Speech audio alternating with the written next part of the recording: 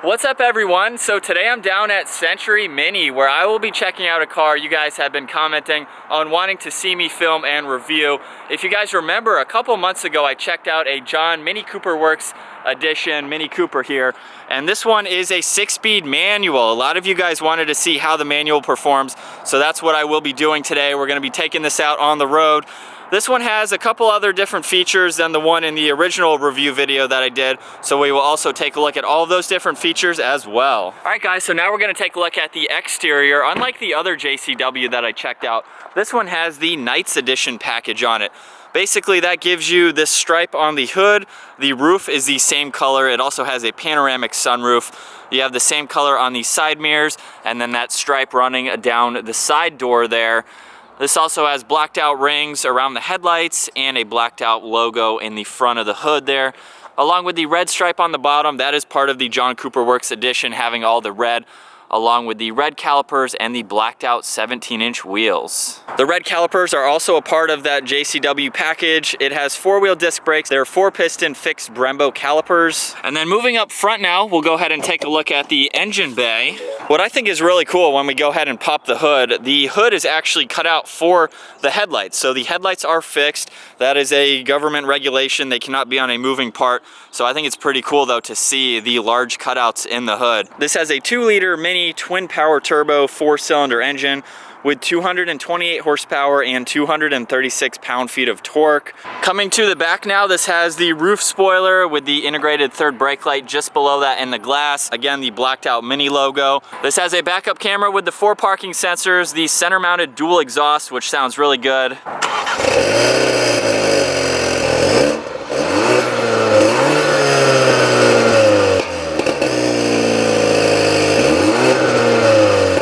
We'll go ahead and check out the inside. This does have keyless entry, so we just push on this button to lock and unlock the car.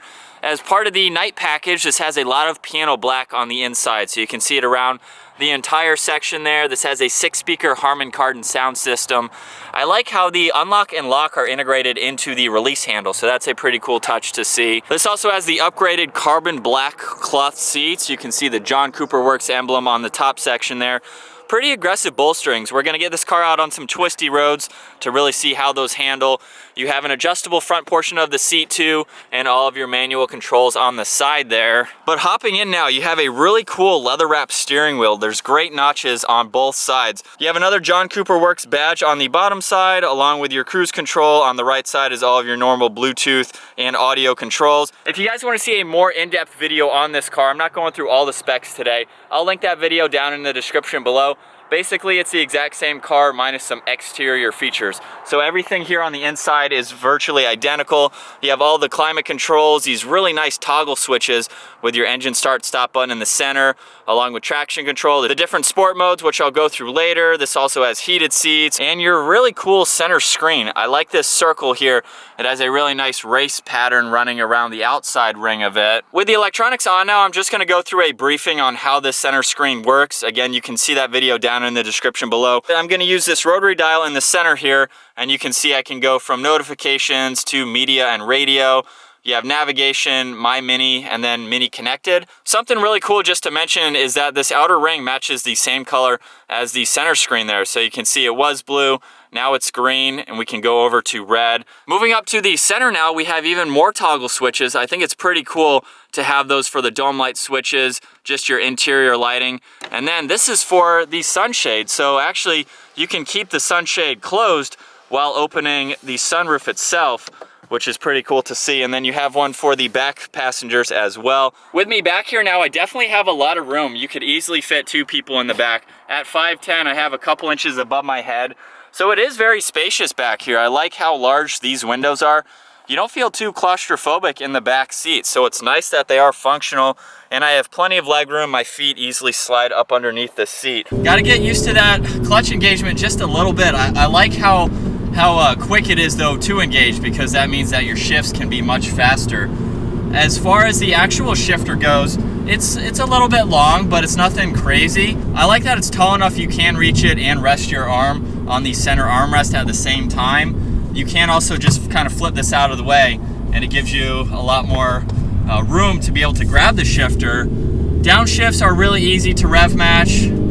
Just giving it a little bit more gas here. We're gonna start getting up to some twisty roads, so I can't wait to see how this performs. We are currently in, I just put it into sport mode, and you can see the center screen there light up green. All right, so we're just in third gear right now, taking some of these turns. And man, does it handles so well. Being less than 3,000 pounds, oh my gosh. And even though it's front wheel drive, I mean, there's zero body roll. And then back on the gas, making a sharp left here. Oh my gosh. Woo! It's so cool how fun these cars are to drive. There's no torque steer or understeer that I'm feeling going around those turns. I'm going about 45 miles an hour. That's the speed limit on this road. And it's performing so well. The steering is super tight. I love how large these notches are in the steering wheel too. It just gives you great grip. It's so quick. There's no turbo lag or anything like that. Oh my gosh. It's so much fun how fun these cars are to drive. And I know you guys wanted me to check out a manual because the previous JCW that I checked out wasn't automatic, but that one also had launch control too. If you get manual, it doesn't have the launch control, but it doesn't mean you can't do that yourself.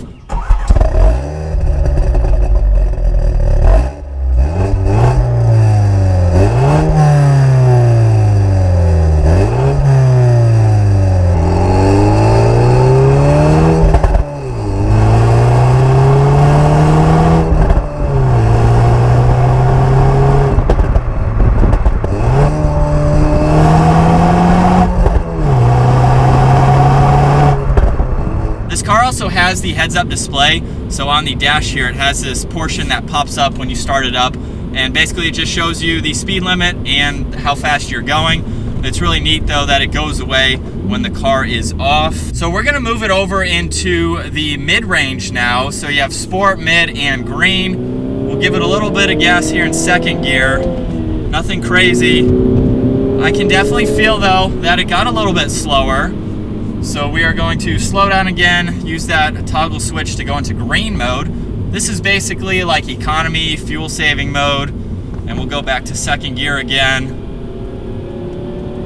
It limits a ton of power. That is pretty cool to see, but it's nice to have those three different modes, and in sport mode it activates the sport suspension that this car has. So it stiffens up a little bit, gives you a lot better handling and performance while you're out on back mountain roads, or even taking this out on the track or autocrosses. This would definitely be a fun car for things like that. Going over some of the general driving characteristics of this car now, I'm not going to go into as much detail as I did in the previous video, but just putting a couple miles on this so far, it's been a very comfortable ride. It handles well, but at the same time it's very smooth. And I like the fact that you can go into sport mode, you can go into comfort mode basically with mid and the green setting. And then these seats, as I mentioned earlier, have pretty aggressive bolstering to them. So they hug you well going around these turns and these twisty roads. While I'm sitting here waiting to merge, the visibility is very open. While I have the